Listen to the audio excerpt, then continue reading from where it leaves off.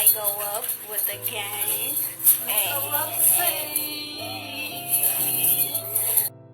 The footage you have just seen was recorded in September of 2017. The girl seen on the right is Kenneka Jenkins. This is recorded in an elevator on her way to a party in the Crowne Plaza Hotel in Rosemont, Illinois. Less than 24 hours after this video was recorded, Kenneka Jenkins was found dead inside the hotel's kitchen freezer. The investigation that followed has attracted the interest of many people who have speculated on all different types of theories on what happened to her. Was Kenneka's death a mere accident, or is there more to it than that?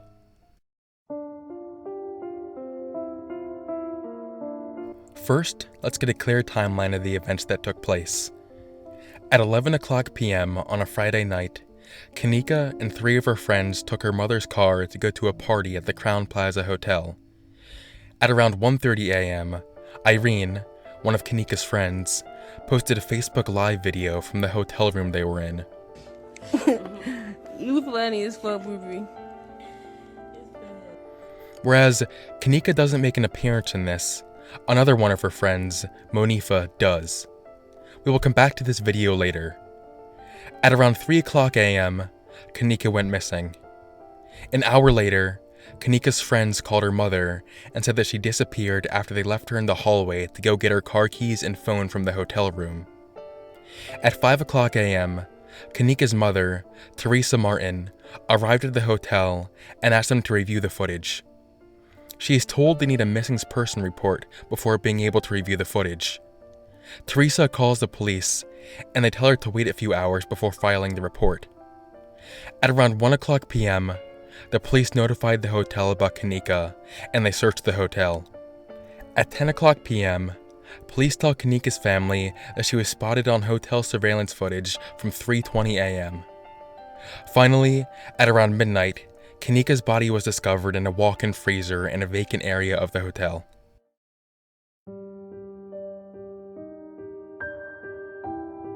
One very important resource in all this is the surveillance footage, which has been publicly released. In the footage, you can see Kenneka Jenkins stumbling around the hotel, clearly heavily intoxicated.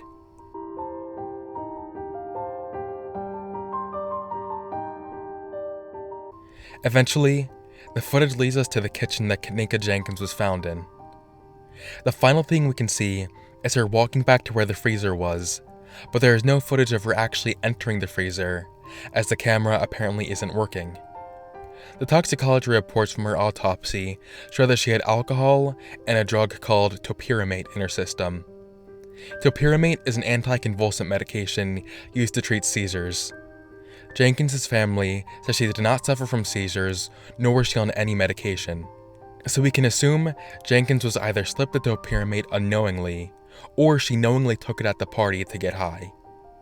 From the toxicology report and the surveillance footage, it would seem as if Jenkins, in her befuddled state, made her way into the freezer and was not able to get out.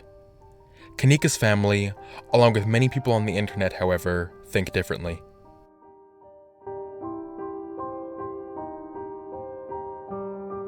Kenneka's mother has stated that she believes something else happened to her daughter.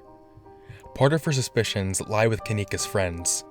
She questioned them all and said that their stories changed over and over. I do have to say, it is a little weird that her friends decided to leave her in the hallway alone, while all of them went back to the hotel room to grab her phone and keys. They must have seen how inebriated she was. Why wouldn't they have brought her with them, or just left someone in the hallway with her? This is where the Facebook Live video from earlier comes into play. In the video, which has been seen by millions of people now, some people claim you can hear some pretty questionable stuff being said. At one point, it sounds like someone in the background is saying, "We about to murder somebody." At another part, it sounds like someone is saying, "People be using freezers a lot of the time too. He said you can go in and out of them."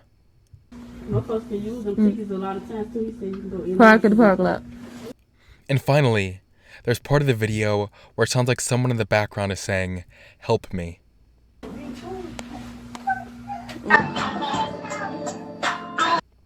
Now, while all this does sound pretty suspicious, it's important to note that it hasn't actually been confirmed this is actually what they're saying. it's difficult to make out exactly what is being said. In addition, I like to point out the fact that it would be incredibly stupid for someone to commit a crime or even discuss the crime during a Facebook Live video. This spawned all types of theories, claiming that Kenneka's friends set her up to be raped and murdered at the hotel. Their motivation? A combination of jealousy and money. To support this theory, there are screenshots from social media and messages that supposedly mention their plan to set up Kenneka. All the sources for these screenshots are no longer up, however, meaning they were either deleted or just flat out fabricated, which is very well possible. There is very little evidence to support this theory. There's a reason the police aren't interested in Kenneka's friends. One of the more outlandish theories is that Kenneka was murdered by the Crowne Plaza Hotel staff to harvest her organs and sell them on the black market, which is why she was stored in the freezer. This theory mainly stems from the fact that there is an organ donation center not far from the hotel that was under investigation for organ harvesting. While an interesting theory, there really isn't any evidence pointing to this being true. There are a few other reasons people believe foul play was involved in Kenneka's death as well. In an interview, Kenneka's mother claims that, given how drunk Kenneka was, there is no way she would have had the strength to slide open the freezer door.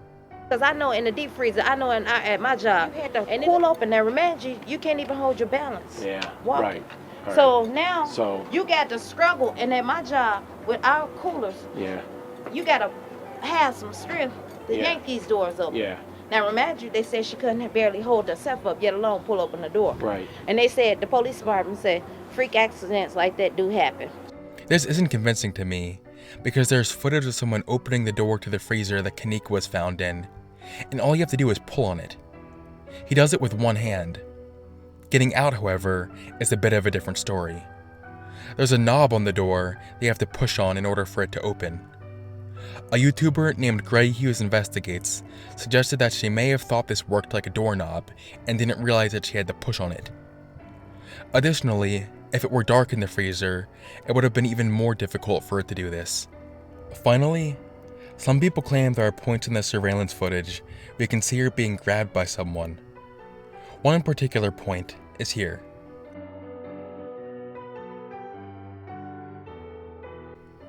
I think it's a bit of a leap to say she was being pulled. We know she was incredibly drunk and already stumbling around a lot. It just looks like she fumbled a little bit here. At the end of the day, there are so many theories along with misinformation being spread about this case, most of which can't even be confirmed, which makes this very difficult to come to a conclusion on.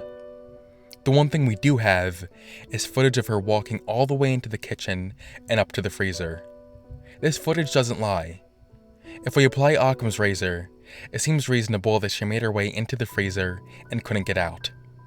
It's very difficult for me to believe anything else could have happened unless I see concrete evidence suggesting otherwise. It's really upsetting that this happened, but from what I've seen, this appears to just have been a tragic accident. Thank you for watching, and I will see you on the flip side.